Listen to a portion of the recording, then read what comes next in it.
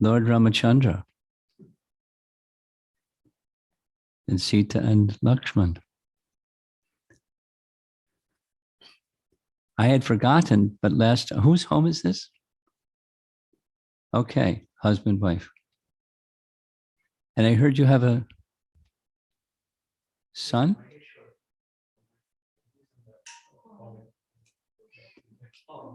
This is my daughter. He is in class. He's in college. Is he going to be home tonight or? Yes. Okay. He has evening classes. Hardworking young man, huh? He told us he has labs. Okay. They wouldn't let him out. Even with house guests, he wouldn't. Okay. Well, we'll see him later, I guess.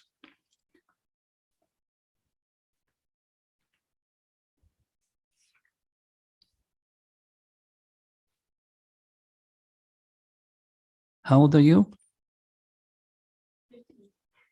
You have to stop and think. 15 or 16? 15. No labs for you, huh? Not yet. Wait a while. Okay, we're reading from Canto 9, starting with chapter 10.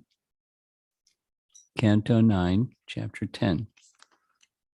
The Pastimes of the Supreme Lord Ramacandra.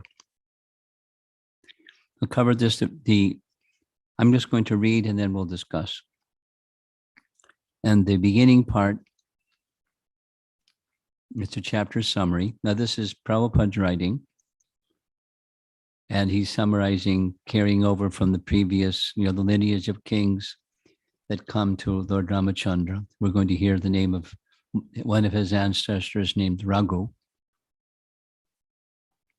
because Raghava means he's the descendant of Raghu. So apparently a very exalted king, exalted personality. And Katvanga achieved perfection in a moment. It's described in the previous chapter. So let's hear the chapter summary.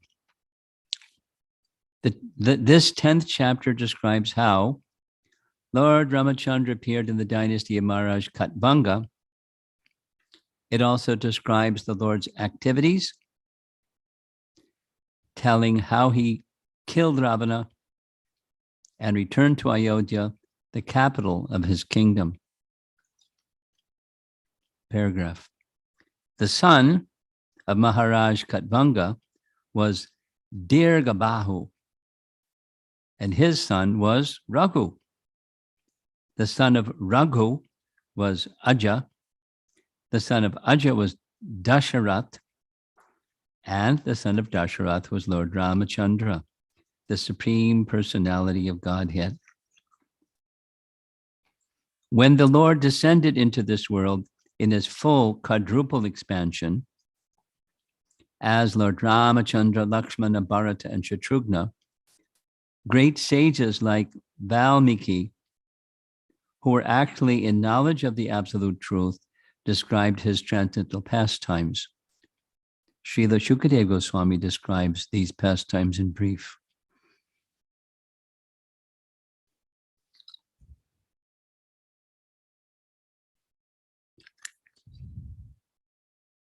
Ramayana has 24,000 verses, right?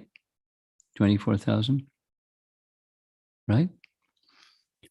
And the Ramayana that was told to Valmiki in a summary synopsis form in the beginning of the 24,000 was 74.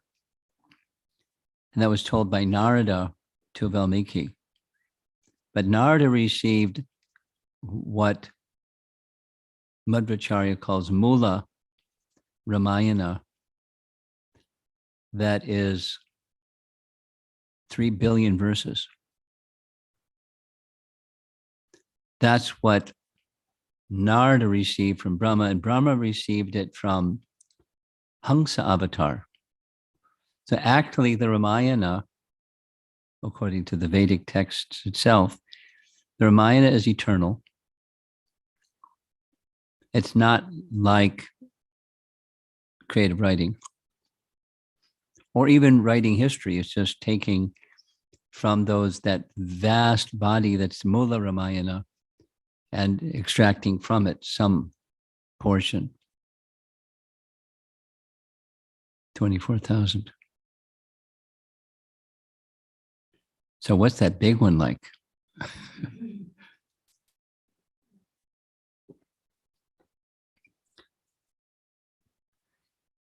Lord Ramachandra went with Vishwamitra and killed Rakshasas like Maricha, but he didn't kill Maricha till later. After breaking the stout and strong bow, known as Hara Dhanu, the Lord married Mother Sita and cut down the prestige of Parashuram. To obey the order of his father, he entered the forest, accompanied by Lakshmana and Sita. There, he cut off the nose of Shurpanakha and killed the associates of Ravana, headed by Kara and Dushana. Ravana's kidnapping Sita Devi was the beginning of this demon's misfortune. Of course, it began before then too. When Maricha assumed the form of a golden deer, Lord Ramachandra went to bring the deer to please Sita Devi. But in the meantime, Ravana took advantage of the Lord's absence to kidnap her. When Sita Devi was kidnapped, Lord Ramachandra, accompanied by Lakshmana, searched for her throughout the forest. In the course of this search, they met Jatayu. Then the Lord killed the demon Kabandha, and the commander, Vali, established a friendly relationship with Sugriva. After organizing the military strength of the monkeys and going with them to the shore of the sea, the Lord awaited the arrival of Samudra, the ocean personified. But when Samudra did not come, the Lord, the master of Samudra, became angry. Then Samudra came with great haste and surrendered to him, wanting to help him in every way. The Lord then attempted to bridge the ocean, and with the help of advice from Vibhishana, he attacked Ravana's capital, Lanka. Previously, Hanuman, the eternal servant of the Lord, had set fire to Lanka, and now, with the help of Lakshmana, the forces of Ramachandra killed all the Rakshasa soldiers. Then, Lord Ramachandra personally killed Ravana. Mandodari and other wives lamented for Ravana, and in accordance with Lord Ramachandra's order, Vibhishan performed the funeral ceremonies for all the dead in the family. Lord Ramachandra then gave Vibhishana the right to rule Lanka and also granted him a long duration of life. The Lord delivered Sita Devi from the Ashok forest and carried her in a flower airplane to his capital Ayodhya, where he was received by his brother Bharata. When Lord Ramachandra entered Ayodhya, Bharata brought his wooden shoes. Vibhishan and Sugriva held a whisk and fan. Hanuman carried an umbrella. Shatrughna carried the Lord's bow and 2 quivers. And Sita Devi carried a water pot containing water from holy places. Angada carried a sword, and Jambavan, or Riksharaj, carried a shield. After Lord Ramachandra, accompanied by Lord Lakshmana and Mother Sita Devi, met all his relatives, the great sage Vashishta enthroned him as king. The chapter ends with a short description of Lord Ramachandra's rule in Ayodhya. Stay tuned. for more details.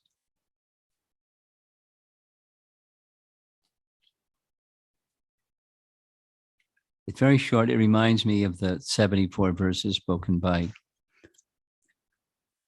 Narada. Maybe we should read that tomorrow or something.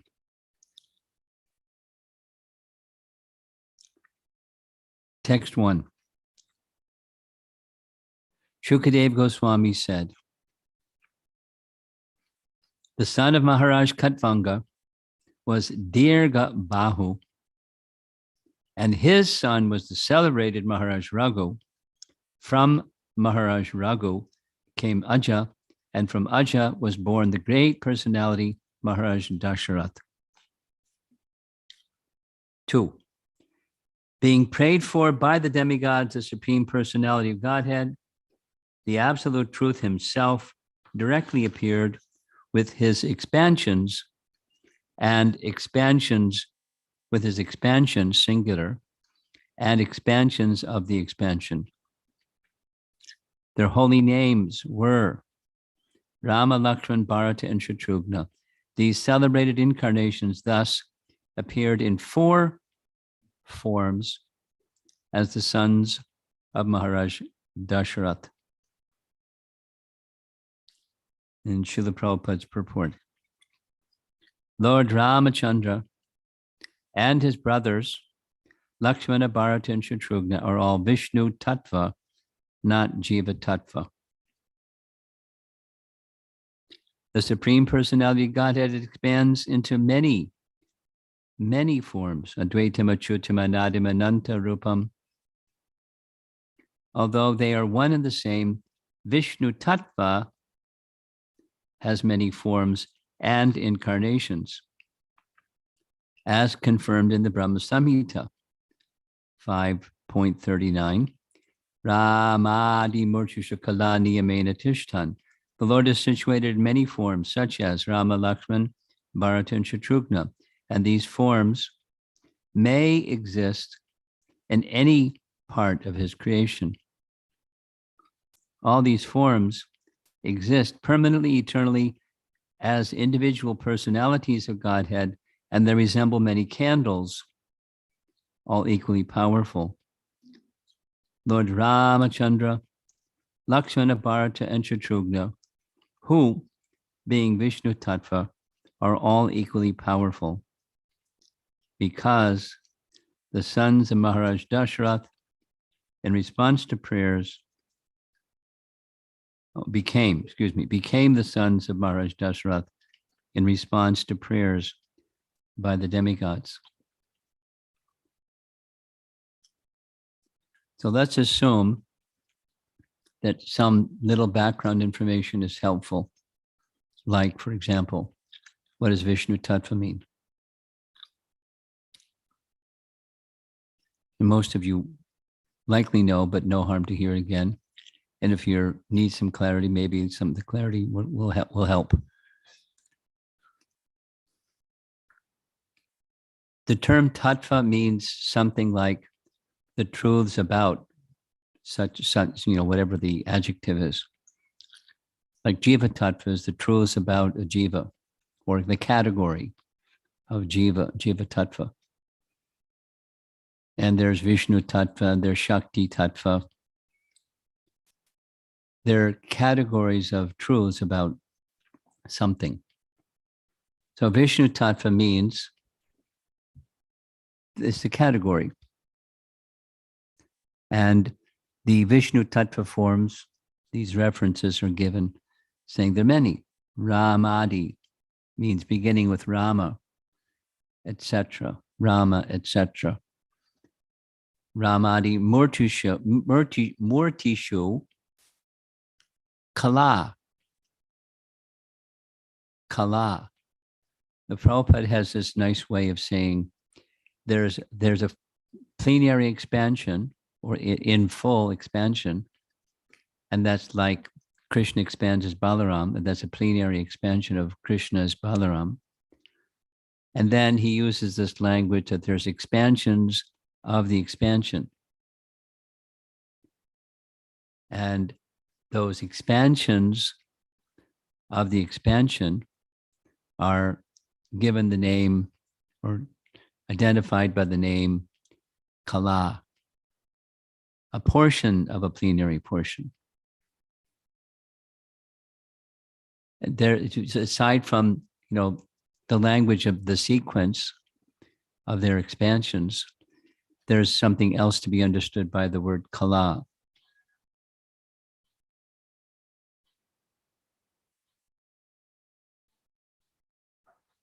Is that your telephone or doorbell? Oh, phone. Okay. Very pleasant ring.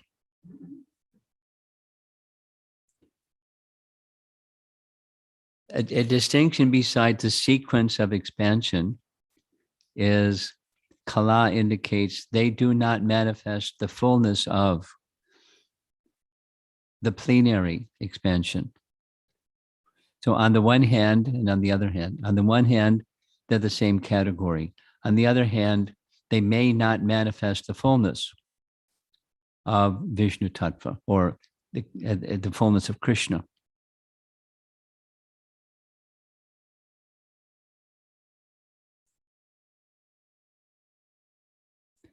Here's a nice example. A nice example is when Krishna kills demons, they achieve liberation. When the other forms of the Lord kill demons, they don't achieve liberation.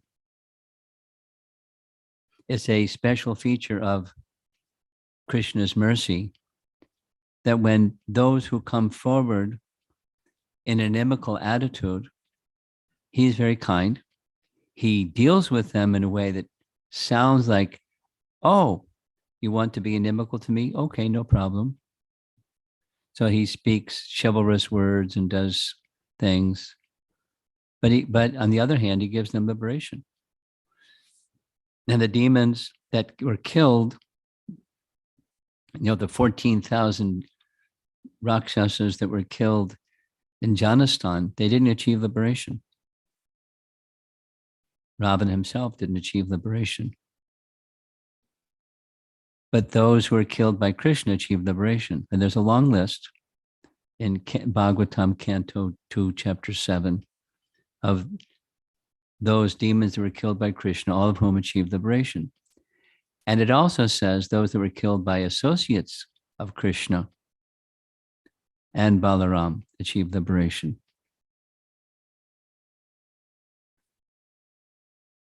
The point is, there's other examples to illustrate, but on the one hand, the Vishnu-tattvas are all the same, like so many candles. And we don't measure a difference between candle number 5 and candle number 100. They're all giving off the same amount of light, each candle subsequently lit from the original candle.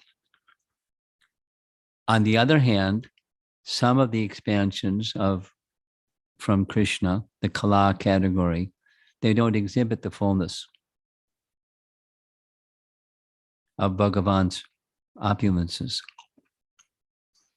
They have them, but they don't exhibit them. That's the point. So they're Vishnu-tattva, but they don't exhibit the fullness. It's a detail, but it's when we're going to speak of Krishna as the supreme personality of Godhead, it's important to know what that means.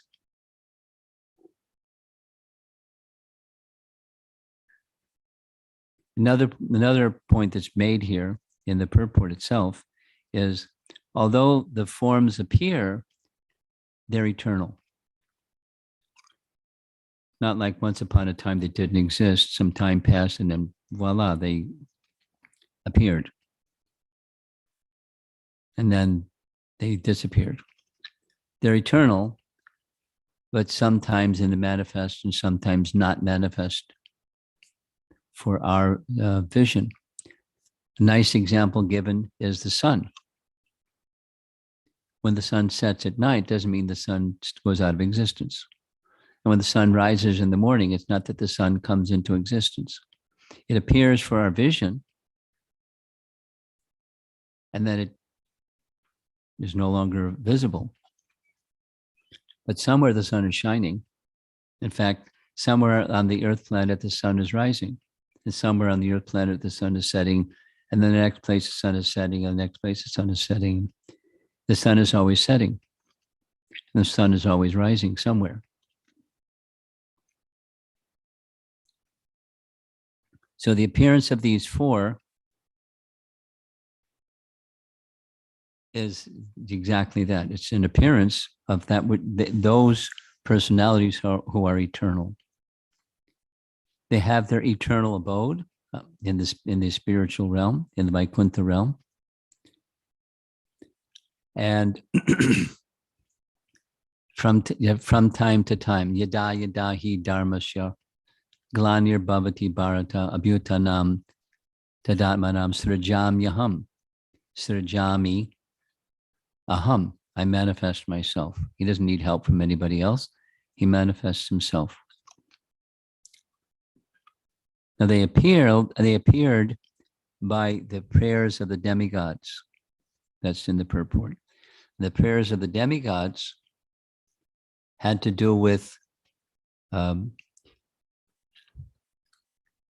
around the time that the yajna was being performed by Rishishringa, so that Dasrath could have sons. And that's a whole long description. It's probably somewhere in these chapters.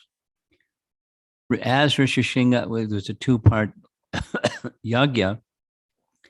And while he is in the midst of the second part of the two-part yajna, the demigods appealed to Brahma. Brahma, we're having great difficulty. This terrorist, universal terrorist, Ravana, what to do? You gave him some boons. And now we can't transgress those boons. What to do? What to do?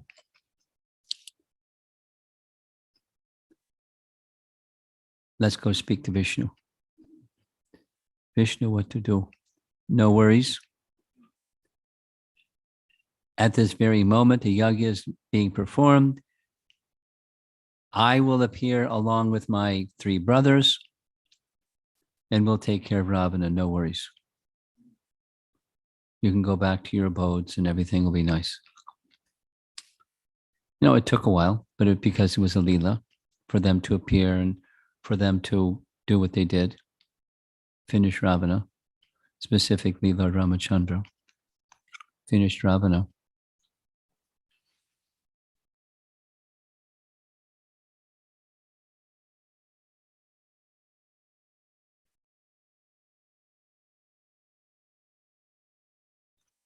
And Ram gave service to a lot of people to assist him.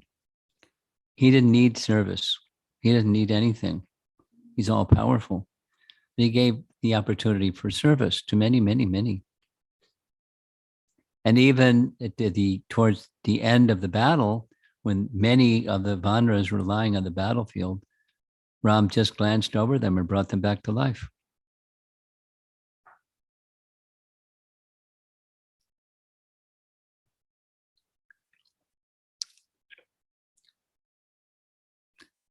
Ramayana is such a nice story. Text 3. Oh, King Parikshit, the transcendental activities of Lord Ramacandra have been described by great stately persons who have seen the truth. Because you have heard again and again about Lord Ramacandra, the husband of Mother Sita, I shall describe these activities only in brief. Please listen. Purport. Modern Rakshasas, posing as educationally advanced merely because they have doctorates, have tried to prove that Lord Ramacandra is not the Supreme Personality of Godhead, but an ordinary person. Interesting way to start his purport. But those who are learned and spiritually advanced will never accept such notions, semicolon, they will accept the descriptions of Lord Ramachandra and his activities only as presented by Tattvadarshis, those who know the absolute truth. In Bhagavad Gita 4:34, the Supreme Personality of Godhead advises, Tadvidhi pranipatena pariprashnena sevaya upadikshanti te jnanam jnaninas tattvadarshinaha. Just try to learn the truth by approaching a spiritual master, inquire from him submissively, and render service unto him. Thus, self-realized soul can impart knowledge unto you because he has seen the truth. Unless one is a Tattvadarshi, in complete knowledge of the absolute truth, one cannot describe the activities of the personality of Godhead. Therefore, there are many so-called Ramayanas, or histories of Lord Ramachandra's activities. Some of them are not actually authoritative. Sometimes Lord Ramachandra's activities are described in terms of one's own imagination, speculations, or material sentiments. But the characteristics of Lord Ramachandra should not be handled as something imaginary. While describing the history of Lord Ramachandra, Shukadeva Goswami told Maharaj Parikshit, quote, "You have already heard about the activities of Lord Ramachandra. Apparently, therefore, 5,000 years ago, there were many Ramayanas, or histories of Lord Ramachandra's activities, and there are many still. But we must select only those books written by Tattvadarshis, Jnaninas Tattvadarshinaha, not the books of so-called scholars who claim knowledge only on the basis of a doctorate." This is a warning by Shukadeva Goswami. Rishibhis Tattvadarshibhihi. Although the Ramayana composed by Valmiki is a huge literature, the same activities are summarized here by Shukadeva Goswami in a few verses.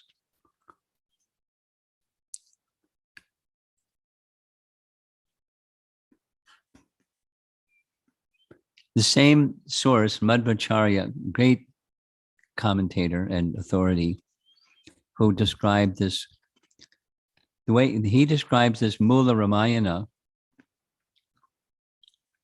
in the same category as the Shrutis, and it mentions the names of the four Shrutis, the Agamas, the original Vedas, and he mentions Mula Ramayana. And these are Vedic texts, meaning, again, they're eternal. There are times that they're manifest, and there are times after they're manifest in sound, they're written down. But even before they're manifest, they're eternal. And Mula Ramayana is eternal. That's the point. And then the same Acharya, Madhvacharya, comments, there are 100, that was at his time, there were 100 versions of Ramayana that are authentic. And then he explains that the discrepancies between them have to do with different days of Brahma. Different days of Brahma means Lord Ramachandra appears once in a day of Brahma. Just like Krishna appears once in a day of Brahma. And then on different days and different, he lives a long life. For every day, Lord Ramachandra appears and performs his pastimes and then departs. And each time he appears, there's slight variations in his pastimes. The reason for these slight variations, Prabhupada explains this way: variety is the mother of enjoyment. So that there's main themes that have to do with relationships and Ramchandra stimulating ecstasies or bhavas within his devotees. And so the bhavas are consistent, but the way that those bhavas are stimulated is variegated. Just like any relationship. Not stagnant, it's dynamic. And so with that dynamic, there's emotion, but there's variety amongst the way that emotions are stimulated.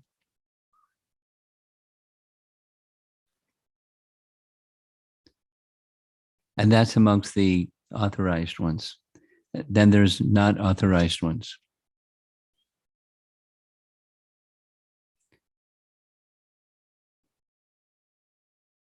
And the simple criterion that is being pointed to is that they're composed by Tattvadarshis, as opposed to those that are merely doing so out of scholarship or academic PhD-ness. That's not a qualification. Or it's a disqualification that if one doesn't have suitable bhakti, one may have scholarship, but that's a disqualification for compiling a version of Ramayana.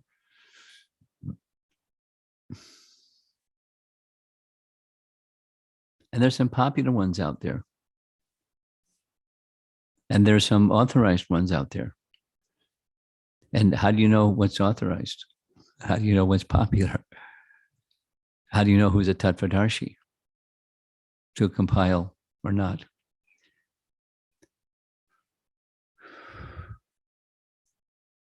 Mahatmanas tamam partha daivim prakritim ashrita bhajanti ananya manaso. Ananya, undivided devotion. A scholar is not, is not consistently always devoted to the Supreme Personality of God. Its scholarship goes all over the place. And one who has devotion, they have a strong connection with devotee, because bhakti is received from a bhakta, or one who's carrying bhakti. So they have a strong connection with a bhakti carrier, or plural bhakti carriers. And that's the source of their bhakti, and that's the source of their speaking and doing anything. Their whole lives are bhakti oriented, or ananya bhak. So when there's somebody that's like that, and somebody like that is in disciplic succession, and they're receiving and repeating and faithful to disciplic succession, those are some basic criterion to consider.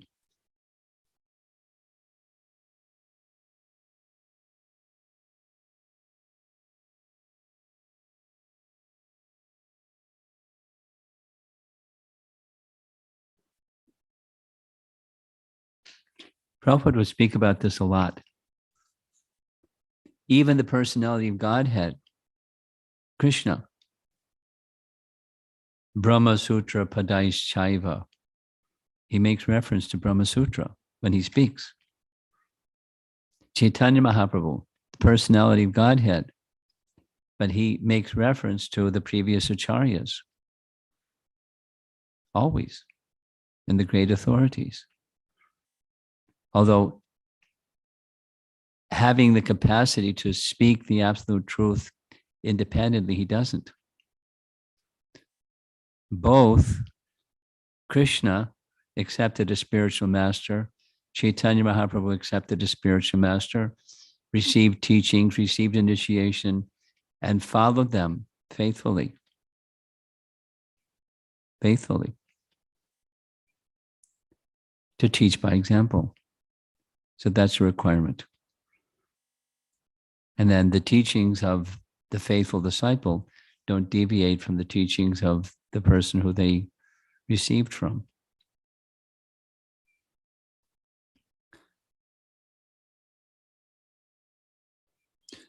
So even at the time of Shukadeva Goswami, there were authorized and non-authorized versions of Ramayana. So we should, Shukadeva is saying, I'm only going to speak from the authorized ones, leaving aside the other ones. So we should do the same.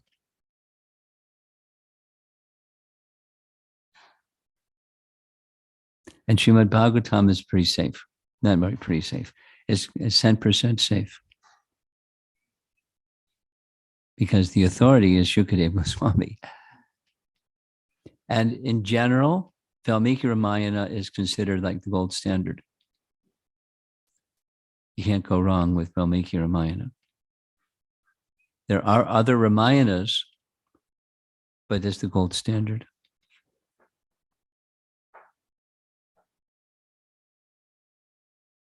That's another class. Text number 4. To keep the promise of his father intact, Lord Ramacandra immediately gave up the position of king and, accompanied by his wife, Mother Sita, wandered from one forest to another on his lotus feet, which were so delicate that they were unable to bear even the touch of Sita's palms. The Lord was also accompanied by Hanuman, king of the monkeys, or by another monkey, Sugriva,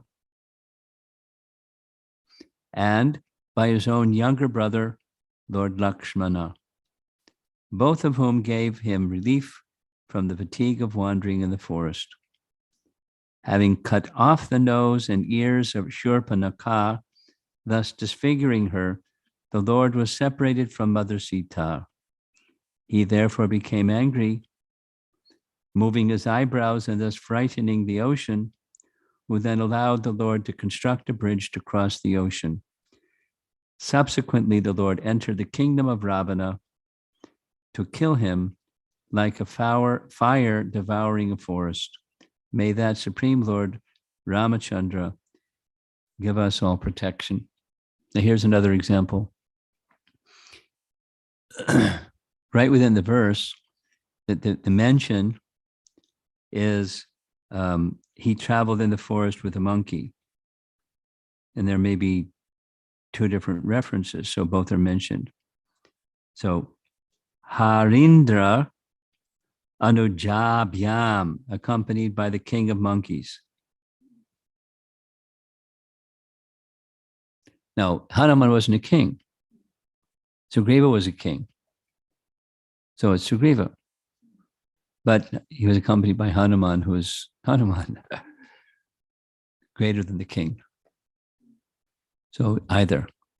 And then by moving his eyebrows, there's different versions of Ramayana that say 1, 2, and 3. 1, the Bhagavatam is the movement of his eyebrows. Then another version of Ramayana is that Ram fired arrows into the ocean, and the ocean started to boil. And another version is by his glancing, not just his eyebrows, by his glancing, the ocean began to boil. I like that one. Because, I mean, I'm facing the ladies over here. You know how long it takes to boil a pot that has rice? So let's say a big pot of rice. Put the best flame. How long is it going to take? It's going to take a while. The highest flame. It's going to take a while. He just glanced. And it wasn't just a pot of rice. It was the ocean started to boil. The ocean started to boil. So much so the aquatics were fearful of their lives. So they went to the king of the ocean, or the ocean personified, Samudra. Help! Then he came before Lord Ram. But same idea as there. He fired an arrow, and the ocean started to boil. Here it's just he moved his eyebrows.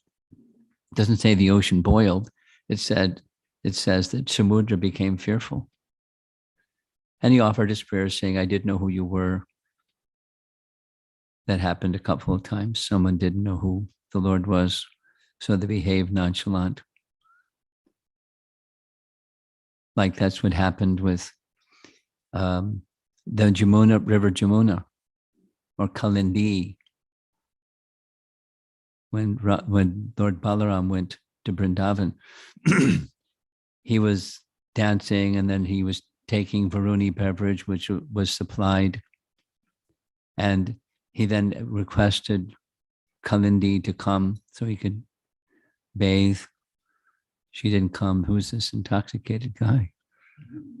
So he took his plow and started pulling. She came before. I didn't know who you were.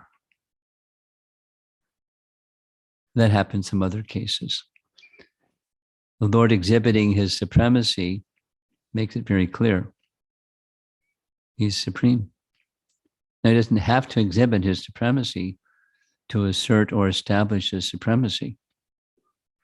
For devotees will know, but those that are a little intimidated by some other feature of the Lord may not know.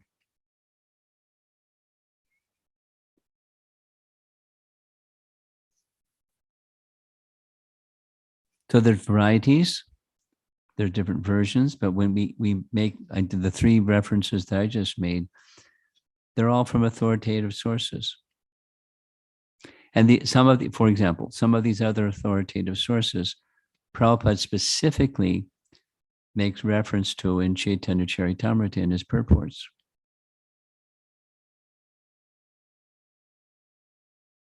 And quotes passages from them. So accepting Prabhupada as an authority that we can rely upon, when he makes reference to another Ramayana as an authoritative Ramayana, then we can be comfortable, confident.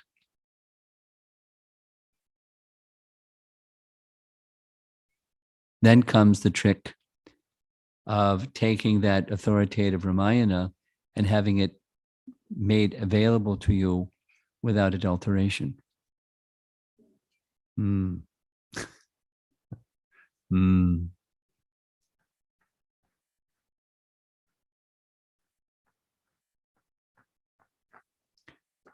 So we need good translators.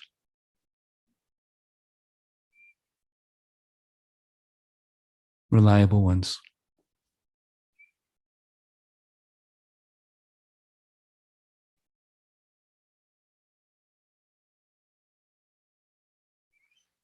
I came across a question that somebody was asking. And the somebody that was asking is there Paramatma in Vaikuntha?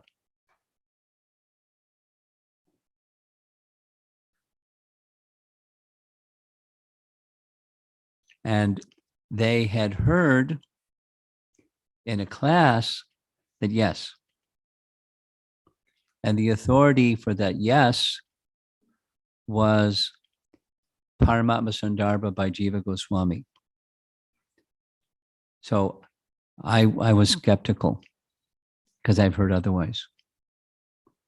So I went to the Paramatma Sandarbha by Jiva Goswami, and there's the very first verse of the whole Paramatma Sandarbha says something that can be, and by this person who was referring to it, took it to mean that Jiva Goswami was saying there's Paramatma in Vaikuntha.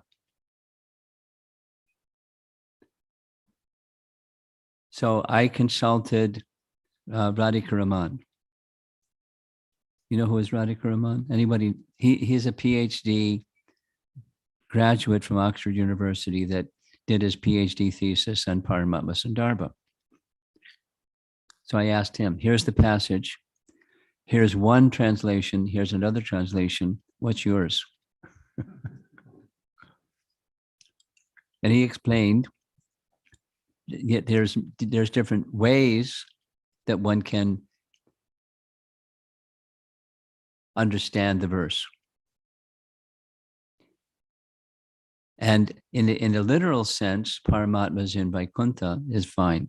But Paramatma in Vaikuntha can very well mean, and he explained why it does mean the supreme Atma. Because there are many passages, read Prabhupada's books carefully, and you'll find where just the word Atma means the supreme Atma. Commonly, the way to understand terms or the meanings of words is there's a primary and then there's secondary meanings. The Sanskrit rule is, I'm not a Sanskritist, but I know this one. You must take the primary meaning unless it doesn't make sense. And then you must take a secondary meaning. Now, the primary meaning of Paramatma is Supreme Soul. Certainly the Supreme Soul exists in Vaikuntha as Narayan. There's not super soul within the jivas in Vaikuntha. It's the Supreme Soul exists in Vaikuntha. And there's a Paramatma feature within the heart of living entities. And Jiva Goswami then explains that's our topic. And he gives references to support what his topic is. The Paramatma feature, the Kala feature of the Supreme Lord. Because Narayana in Vaikuntha is not a Kala, it's not a portion of a plenary portion.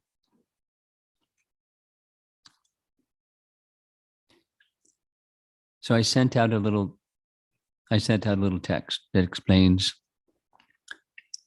the answer to the question. Because if you take the Paramatma within Vaikuntha to mean the same Paramatma that's accompanying the living entity in the material world, what's the function of that Paramatma in Vaikuntha? It doesn't match anything that Paramatma here does. So it doesn't refer to Paramatma in Vaikuntha because those functions aren't there. It's referring to the Supreme Soul. Narayana is the Supreme Soul, or he is the Param Atma.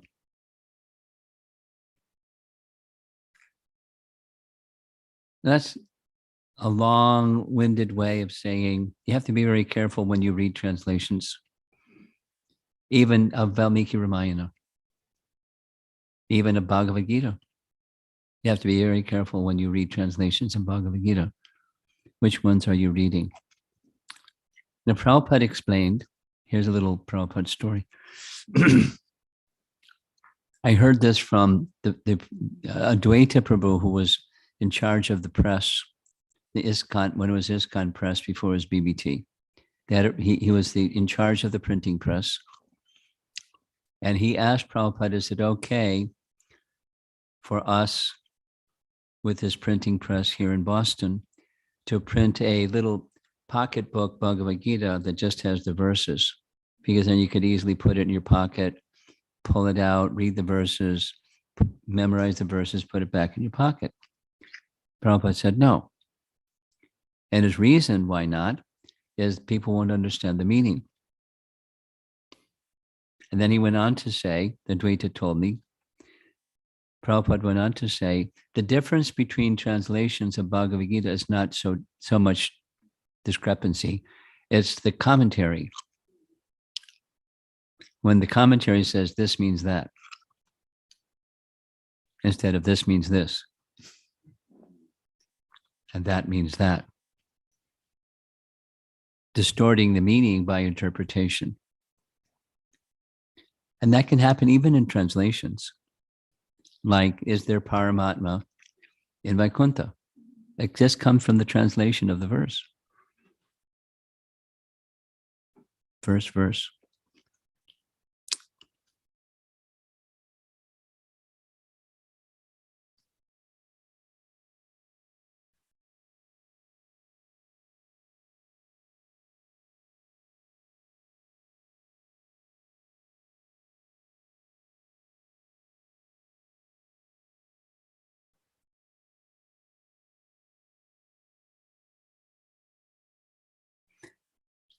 Here's an example from Ramayana. I with the pause was thinking of some example. In Valmiki Ramayana, there's no episode where Lord Ramachandra worships Lord Shiva. It's not there. In Tulsi Ramayana or Ramcharitmanas, it's there. And there are other versions of Ramayana where it says he worshipped Lord Shiva before going to Lanka. And there are other versions that say when he came back. When he came back, he was feeling, I killed the Brahmana. Because Ravana was born the son of a Brahmana father. So for the purpose of becoming freed from the sin of having killed the Brahmana, he wanted to worship Lord Shiva. And so there was no Shivalinga. Hanuman was sent to get the Shivalinga, a very special place. It took too long. The advice of the Brahmanas was you have to do it this way anyway. So Sita fashioned from sand a Shivalinga, and he worshipped Shivalinga, and then Hanuman showed up, and so Ram established the second Shivalinga. You know the story. You know the story? Some of you don't know the story. It's not in Valmiki Ramayana, but it's a well-known story. And listen to this. Rameshwara is a place where Chaitanya Mahaprabhu went when he was on South India tour and offered his respects at the Shiva Lingas at Rameshwara. But it's not in Valmiki Ramayana. So some people that know the story, that's not in Valmiki Ramayana, they just say, aha, proof. Ram is worshipping Shiva. That means Shiva is greater than Ram. You've heard that, right? You've heard that, although you don't know the story. And the answer is, from a Vaishnava perspective, the answer is Lord Ram likes to honor his devotee.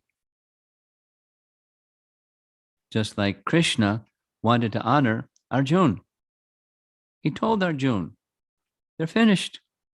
See the universal form? They're already finished. It's been decided by me.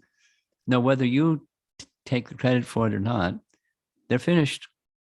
So please take the credit for it because I want to honor you. And there's other examples. So it's the nature of Bhagavan that he likes to honor his dear devotees. So he wanted to honor Lord Shiva. And so he had a pastime where he could honor Lord Shiva, although it's not in Valmiki Ramayana. That's how we are to understand it. And then the term Rameshwara can be understood as Shiva is the Ishwar of Ram, or Ram is the Ishwar of Shiva. It can be, both are correct meanings of Rameshwara. And Vaishnavas obviously view that Vaishnavanam Yatar Shambhu. Shambhu is the greatest of all Vaishnavas. And the Lord of the Vaishnava honors the Vaishnava.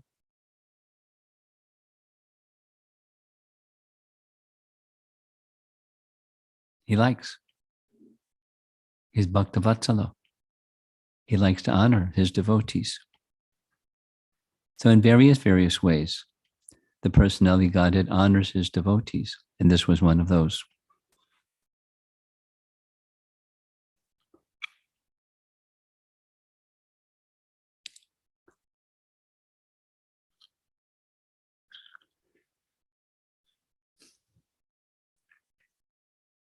Conclusion. We have to hear from authoritative sources. And we have to be clear what's the nature and what are the yardsticks for determining what's an authoritative source and what isn't.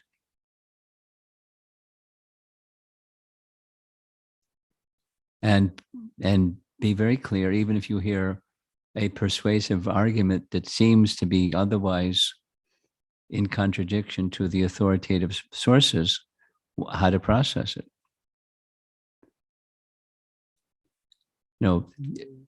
We have to be not like guards up and be cautious, like fearful, but there must be faith, must be nourished by proper source.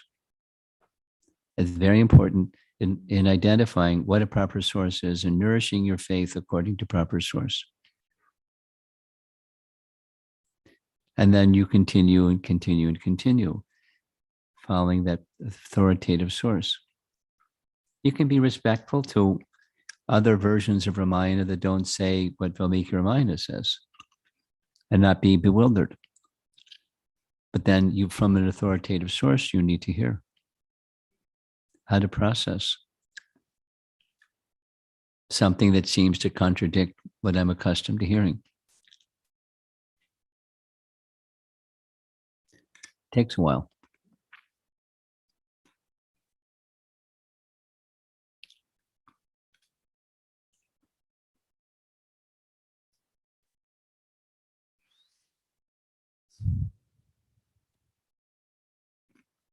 So we'll carry on. During this visit, I plan to just go through verses like this and summarize points.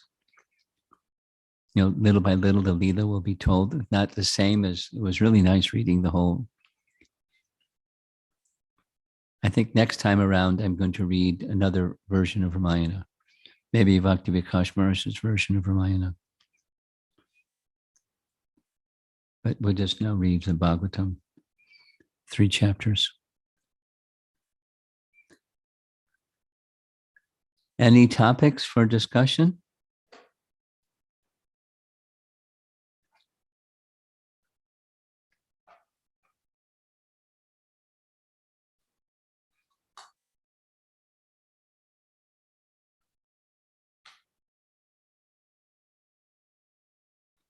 Do you have homework to do?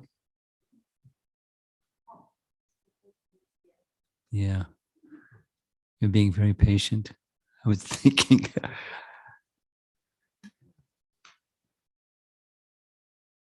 Okay.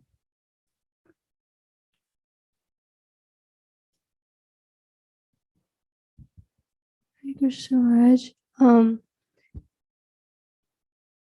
I have a sore throat, so please excuse me. I might be speaking a little softer.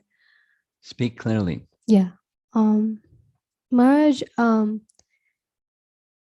as a person like in the material world, it's really hard because the majority of people have exposure to so many different paths of spirituality. Yes. And suppose you're in your mid-30s and you've seen so many paths and you're honestly just confused, and we can't really blame them because all of these spiritual groups look so right in their own way, right? So how would you convince someone that this is sort of it, while they may see some substance in so many other groups or spiritual paths?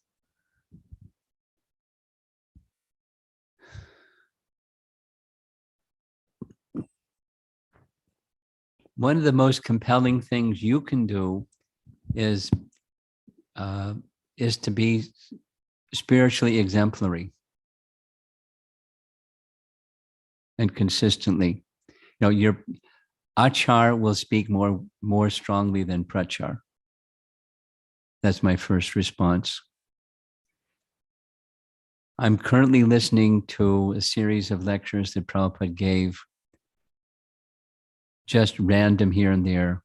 And the last 3, one was, it was in Boston, and before that it was in Buffalo. And so it's the university audience. and Prabhupada's, the main There are three main things. It's very simple. The process is simple. Try it. Nothing to lose. And a prediction of what the experience is, but he was exhibiting the experience. But very quickly, this is your experience. And try it, nothing to lose. And then from time to time, as he went on, he began describing, just scriptural text, so people can understand it's authoritative. Now, to some people, it doesn't matter, but to some people, it does matter. It's not contrived. And initially, he just cited little short passages and then explained the words of those short passages. But yet it was very clear from hearing him speak to, a young audience, that the message was it's authoritative. He didn't hammer it. And then as he went on, the quotes became longer. But because he had the audience, the attention of the audience. So it's most authoritative. And then it depends upon the person you're speaking to, but a very consistent thing that Prabhupada would say is Dharma means the essence of something, and a common dictionary definition of Dharma is religion, but you can't manufacture religion any more than you can manufacture law. You don't make up a law in your basement and then call that law. That's not, law just comes from the government, the state. He uses the word state. So that which is genuine comes from authoritative source. And ask people. Here's, something, a conversation I had many years ago, with some group of Mormons. In Gitanagari, very near the Gitanagari farm, there's a Mormon man, and the kids, the youth that were doing their two-year thing, would go and stay at his home, and he brought them to Gitanagari farm. So I was just having conversation with them, and I asked them, when I was young, this is something that maybe you can't do, but I could do. It was within my experience that I knew about the Mormon faith when I was a teenager, because not a lot of people grow up in America know much about Mormon faith when they're a teenager. I told them I went to the Palmyra pageant every year with my family. Oh, you went to Palmyra? And Palmyra is the place where Joseph Smith got Christ's teachings, God's teaching, excuse me. He went up on a mountain, came down with teachings. So I saw, saw the Mormon pageant in Palmyra. What was it like? So let me ask you a question. The teachings that you're getting today, are they the same teaching that Joseph Smith got? Or have they changed? And they said, well, they haven't changed. They said, how do you know? Then I said, how do you know? Because the elders in Salt Lake, they're giving us what Joseph Smith was told by God. I said, how do you know? Isn't it a fact that over a period of time, something changes? I'm not doubting Joseph Smith. I'm not doubting, and just there's a way to find out. And I've done it with my own tradition. Here's the teaching, and it says it's in disciplic succession. So I study the teachings of the disciplic succession. And the language is slightly different per time and age of mankind. But the teachings are the same. So I recommend you can do the same thing. So you verify that the teachings that you're getting today are the same teachings that you originally. So we can reason with people if they want to be reasonable. If they want to be unreasonable, then you can't reason with them. but you point to things that are true, like knowledge of transcendence comes from transcendence, not from an infallible person. And the method of transcendence is disciplic succession.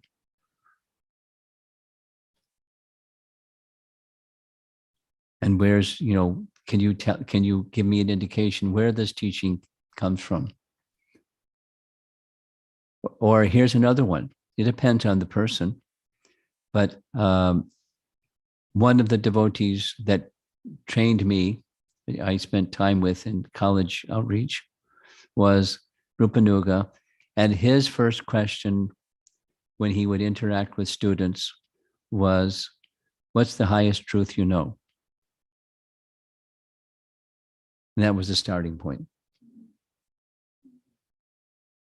Then there are different understandings of what the word truth means, as opposed to a lie. That's, but that which is the source and basis of everything. What's the highest?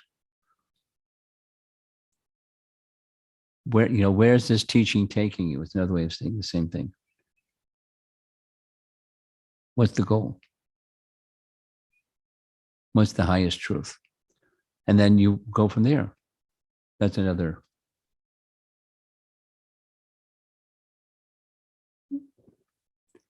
Many people aren't ready to hear. So you have to have some sense of who's ready to hear. And therefore, back to the first point, your character speaks more than your words.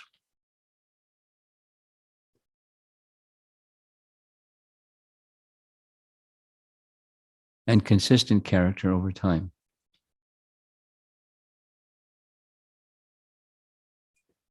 You have something?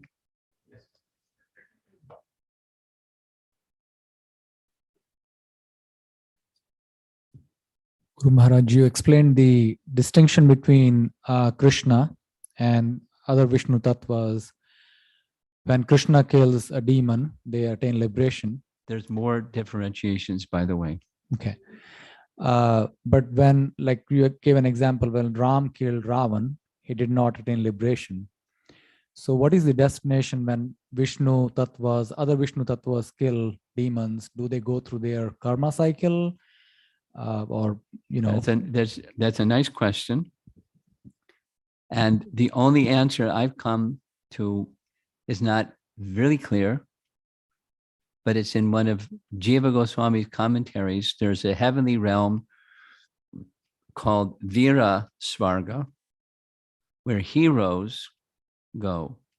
Persons who die in battle go to the heavenly realm, Vira Svarga. So their sins, the reactions to their sins are neutralized, but their bhakti hasn't awakened. And so they don't get liberation, but they go to Vira Svarga. It's not elaborately discussed, but that's at least an option indicated by Jiva Goswami. They go somewhere and then they come again from heaven to whatever's next for them. Okay.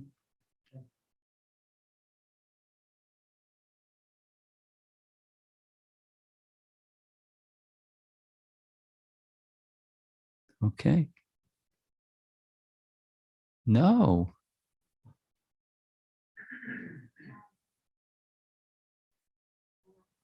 I'm surprised. Anything? Microphone.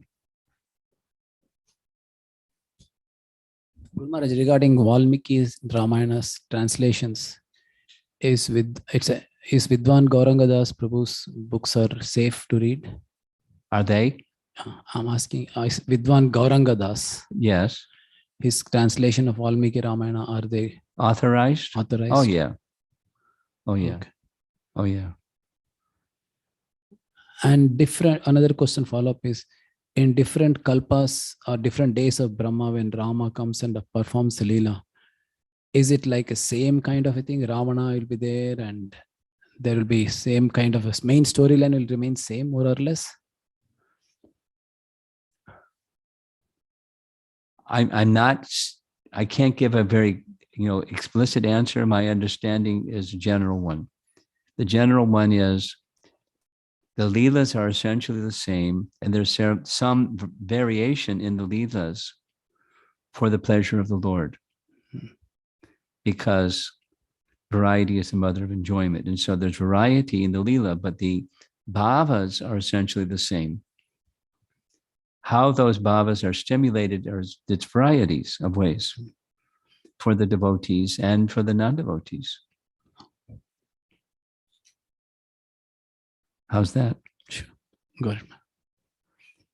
Have you read sections of Brihat Bhagavatamrita yet? Not yet, Maharaj. Recently got the books, not yet. Okay. Because Sanatana Goswami, both in the verses of Brihat Bhagavatamrita and his commentary on Brihat Bhagavatamrita, he also indicates some of the varieties. When the Lord appears, those who he associates with, and even the demons he kills, there's this and that and the other version. He doesn't give the source, and some of the sources can be researched, but some of them I don't, at least I don't have any access to researching them. But there's variety. It's acknowledged. And for example, here's a nice for example. Kaliya. At different times in the Bhagavatam, where the Sukadeva Goswami narrates, he goes back to Ramanaka Lake. In some cases, Kaliya, this is from Sanatana Goswami's writings, he volunteers to be Krishna's carrier. So sometimes when Garuda is not available, Kaliya becomes his carrier. Sometimes, and Krura doesn't come to bring Krishna to Mathura, Kaliya brings Krishna to Mathura because he can travel very fast. So it's not in our Bhagavad Purana, but it's in commentary by Sanatana Goswami, which we take as authoritative, and the details are not provided. But it does say in the Bhagavatam that Kaliya is serving Krishna in Goloka Vrindavan. Not as a demon, but he's serving Krishna in Goloka Vrindavan. He gets a special place. He got the blessing of Krishna's lotus feet. Yes. So he has that position. Like Garuda, not the same. Yeah. Garuda doesn't go into the envy mode. Yes. But Kaliya does. So variety. And we have to be careful. It's not like spin the dial and take your favorite option. It's here from our authoritative sources. Same. You have something. Thank you.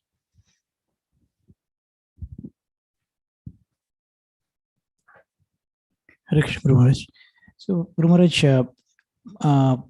my understanding is that in every yuga cycle, Lord Krishna, like in every Dwapar, Krishna appeared. No, that's not right.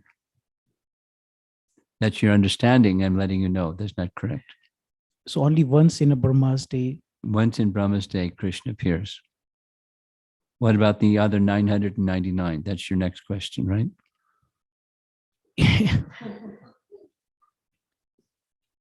Oh, okay. There's a yuga avatar in each yuga.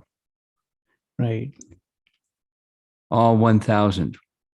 But only one of those 1,000 is Krishna comes. So how about Guru Maharaj in other yuga cycles? Even yuga avatar is that.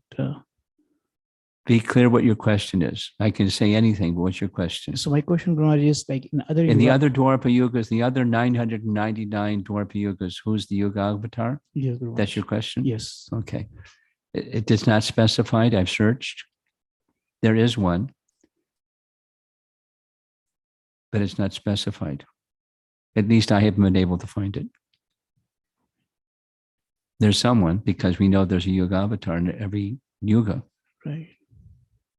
Now, generally, the Yuga avatar comes at the beginning, and Krishna comes at the end. Correct? Krishna comes at the very end of Dwapara Yuga. When Krishna Right. departs, that's when the Dwapara Yuga ends, and there's a little juncture, and then later Kali Yuga begins. Right. But you are saying Yuga Avatar comes in the beginning of the Yuga?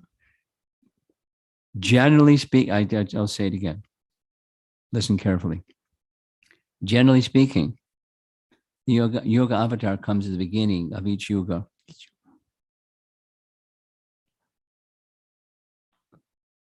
Thank you very much.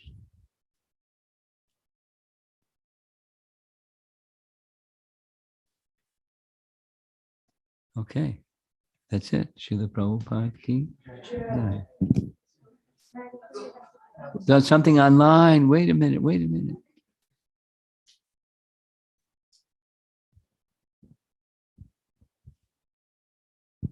Question from Amara Devi Dasi.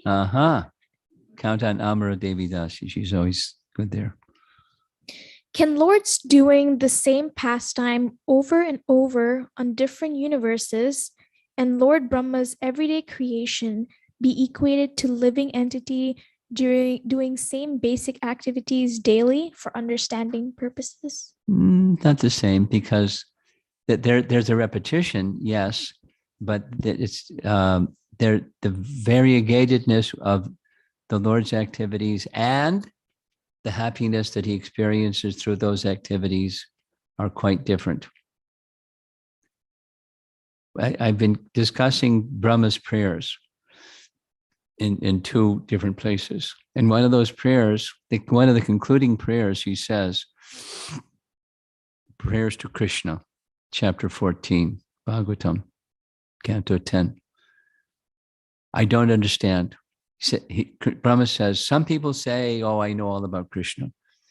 As far as I'm concerned, I don't want to talk too much about that. Meaning I don't know. In fact, not only I don't understand you and your activities, it's beyond me to understand the happiness you experience through your activities. So there's major, his Krishna's subjective happiness and the variegatedness of Krishna's activities, even when there's some consistency with the type of activities that he does, it's not the same as living entities and what they do in their daily activity. Is that it? Anything? Another one coming in. You can see someone typing it.